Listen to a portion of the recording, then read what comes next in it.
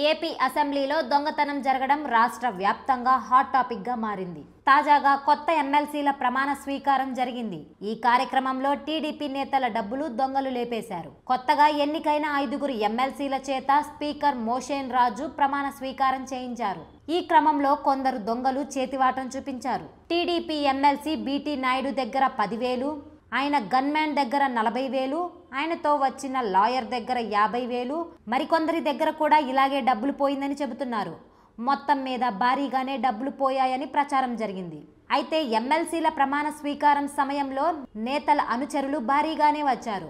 వారితో పాటు దొంగలు కూడా వచ్చారనే, వారే చేసి ఉంటారని అనుమానిస్తున్నారు. కాగా ఎమ్మెల్యేల కోటాలో జనసేన నుంచి నాగబాబు, బీజేపీ నుంచి సోము వీర్రాజు, టీడీపీ నుంచి బీటీ నాయుడు ప్రమాణం చేశారు. అటు పట్టభద్రుల స్థానాల్లో గెలిచిన ఆలపాటి రాజా, పేరా బత్తుల రాజశేఖర్ సైతం ప్రమాణ స్వీకారం చేశారు.